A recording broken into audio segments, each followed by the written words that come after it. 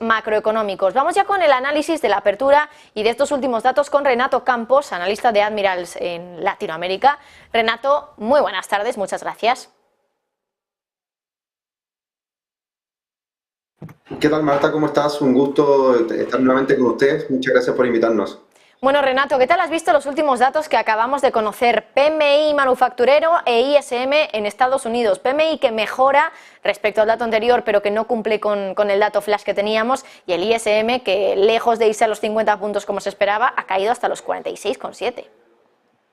Bueno, ciertamente son datos macroeconómicos que tienden a dar cuenta de efectivamente lo que ustedes comentaban con anterioridad, la posibilidad de recesión en Estados Unidos. Sin embargo, tenemos que reconocer algunos antecedentes interesantes respecto a esta condición. Si te das cuenta, el índice manufacturero, del PMI del sector manufacturero es el mejor dato de noviembre del año recién pasado, desmarcándose finalmente un tono muy negativo en torno a los 46 y 47 puntos que se venían registrando durante el inicio de este 2023, desacoplándose finalmente de esta sensación menos favorable que tal vez la economía comenzaba a dar cuenta durante los primeros 2 meses. Frente también a la condición que viene mostrando el ISM o el PMI ISM,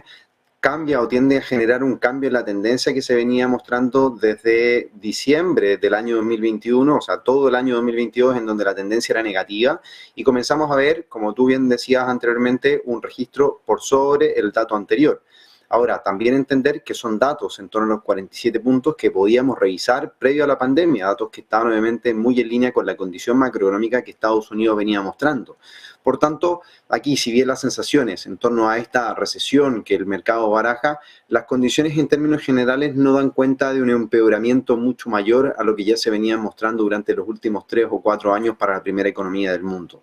Si bien las preocupaciones podrían ser reales, podrían persistir, el tono negativo muy probablemente golpear a los mercados durante jornadas o durante algunas semanas o meses, podría ser la tónica, pero todavía la condición en términos de evidenciar una situación muy compleja para Estados Unidos, creo yo que estamos lejos de percibirla.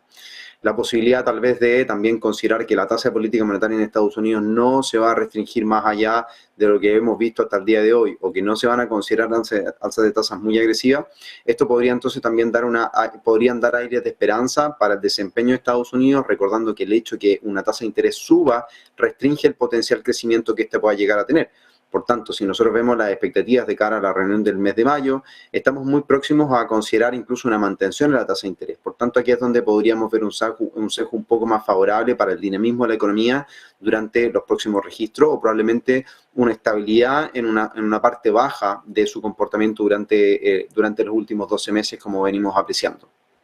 Renato, ese puede ser el motivo de, bueno, por qué hoy Wall Street no está cayendo teniendo en cuenta este dato, que nos estaría sugiriendo contracción económica en Estados Unidos, porque esto implica que la Reserva Federal va a levantar el pie del acelerador de las subidas de tipos. Yo creo que el mercado viene anticipando de manera categórica la posibilidad de una neutralidad sobre las tasas de interés y probablemente cierta cuota de flexibilización que se puedan considerar. Recordemos que en la última reunión de política monetaria se señaló la posibilidad incluso de tener recortes de la tasa de interés durante el 2024 de hasta 75 puntos básicos. Por tanto, aquí es donde el mercado, como bien te señaló con anterioridad, comienza a anticipar de cierta forma la posibilidad de tener una neutralidad, una no mayor restricción en la política monetaria y por tanto aquí es donde la renta variable tiende a correr con ventaja, a recuperar parte del terreno perdido durante el año pasado, mantener tal vez no bien un sesgo muy favorable en el tiempo, que la tendencia se vaya a transformar en una tendencia alcista desde octubre en adelante, pero sí que tal vez mantengamos ciertos rangos de estabilidad, ciertos rangos de lateralidad en los mercados en general. Los temores, como ya te comentaba, no van a despejarse en el corto plazo, temores de recesión, temores de condiciones macroeconómicas adversas, no creo que se despejen en el hoy por hoy. Por tanto, ahí es donde se supereditan a las condiciones o bien en los próximos reportes macroeconómicos, tales como el empleo, que vamos a conocer el término de esta semana, que daría una cuenta de cierta forma de cómo la economía se está comportando en el último tiempo y cómo podríamos apreciarla en el futuro.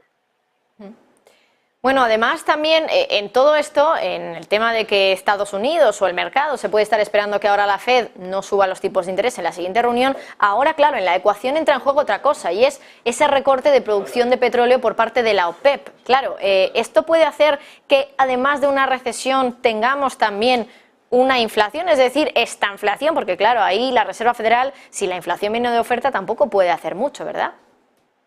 Sí, aquí es donde nosotros veníamos mencionando durante el último mes la posibilidad de que la inflación, como ya venía presentando moderaciones importantes, el núcleo de la inflación pueda mantenerse en valores actuales o bien tener un ligero sesgo al alza, producto obviamente de este aumento en los recortes de la producción, que ya, como bien hemos sabido, durante los últimos 5 meses se consideran recortes de 2 millones de barriles de petróleo diario. A esto se suma recientemente este nuevo recorte de 1 millón de barriles diarios. Por tanto, probablemente aquí es donde sí se vean afectados los precios en el corto o mediano plazo y vamos a ver cierto nivel o cierta estabilidad o bien una persistencia finalmente de la inflación, lo cual debería seguir siendo combatido con políticas monetarias un poco más restrictivas o bien mantener un sesgo o un tono un poco más agresivo del que tal vez se pueda considerar. Es prematuro hablar de esto, pero obviamente puede ser una lógica que puede obviamente marcar la guía de los mercados en el futuro. Ahora, lo interesante de esto finalmente es que recordemos que la inflación o el núcleo de la inflación se ha venido moderando de manera categórica, tanto en Europa como en Estados Unidos, pero lo interesante o bien lo que llama todavía la atención para los bancos centrales es la inflación subyacente, la que excluye precios de combustibles y precios de alimentos, que vienen siendo los elementos más volátiles de la economía. Por tanto, ahí es donde se da cuenta de que los servicios son los que mantienen finalmente una presión inflacionaria importante sobre las economías, sobre las principales economías del mundo, y creo yo que a lo largo del mundo entero, y que por ello obviamente tiene que haber un cierto equilibrio desde todos los sectores como para que haya una moderación importante y ya podamos, o que bien los bancos centrales puedan celebrar finalmente su control o bien su lucha total frente a la inflación que al día de hoy se presenta producto de la pandemia por COVID-19. Renato, hoy también, bueno, esta semana realmente hay que estar muy pendientes, desde luego, en mercado también a los datos de empleo que vamos a conocer, datos de, como siempre, informe ADP, de creación de nóminas no agrícolas en el sector privado en Estados Unidos, y el viernes creación de nóminas por parte de esos datos oficiales que nos traslada la administración Biden, pero además también tasa de paro. ¿Qué es lo que podemos esperar teniendo en cuenta, pues bueno, esos datos macroeconómicos que, por ejemplo, ahora nos están indicando que la economía de Estados Unidos podría estar un poquito más cerca de recesión? ¿Podemos ver de nuevo un repunte en el paro como vimos en el pasado mes de febrero? Creo yo que ya hemos logrado cierta estabilidad en torno al 3,6% que se registraba durante el reporte previo. Aquí es donde finalmente las nóminas no agrícolas van a también dar cuenta un poco del menor entusiasmo que se venían presentando con anterioridad.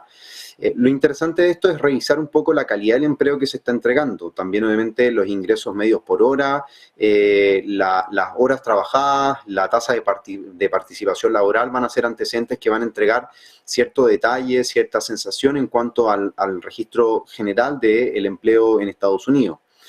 Como bien te decía, el 3,6% podría ser la tasa referencial que podríamos mostrar durante los primeros 2 trimestres de este año como tasa promedio. Una creación de puestos de empleo que debería mantenerse en torno a la norma o a la lógica histórica que el NFP viene presentando, en torno a los 250.000 puestos creados mensualmente. Y, como bien te digo, y poner énfasis a la calidad del empleo, a los ingresos medios por hora, a las horas trabajadas y a la tasa de participación laboral, que pueden dar un registro o bien una claridad en estos detalles en cuanto al desempeño de la economía, van a entregar una claridad mayor o bien un acercamiento a cómo finalmente la economía pueda estar comportándose y cómo el mercado lo puede llegar a interpretar esto. Bueno, ya por último quería preguntarte por una empresa concreta que es Tesla, Renato. Ha batido récord de entregas de vehículos. Es cierto que no ha llegado a superar esa tasa de crecimiento de entregas, la que había estimado el propio Elon Musk. Y claro, hoy la compañía está cayendo en bolsa. Lo estaba haciendo en torno a un 2% en la apertura de la sesión. Voy a echar un vistazo ahora a cuál es el movimiento de Tesla. Ahora cae más de un 5,4%, así que el movimiento hoy es importante. ¿Cómo ves estos números que nos ha dado la compañía, los datos de entregas de vehículos? Son finalmente compañías que entregan mucha volatilidad en cuanto a los reportes trimestrales, entendiendo por supuesto las altas expectativas que se tienen en torno al sector. Uno de los referencias más importantes, o al menos como yo lo veo, que las compañías en general de vehículos eléctricos que están involucrados en la industria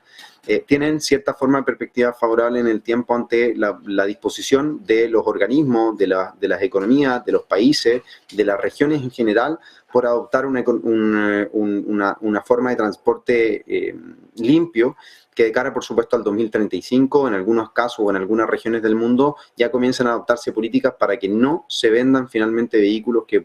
emitan emisiones de carbono finalmente. Frente a esta condición, por supuesto, las expectativas en general en el corto plazo tienden a generar, por supuesto, esta volatilidad al decepcionarse o bien al considerar, por supuesto, una menor entrega o venta de estos vehículos, pero creo yo que las perspectivas en general o bien todo retroceso que estas compañías puedan presentar, como Tesla lo está haciendo al día de hoy, llegan a ser oportunidades importantes en el largo plazo para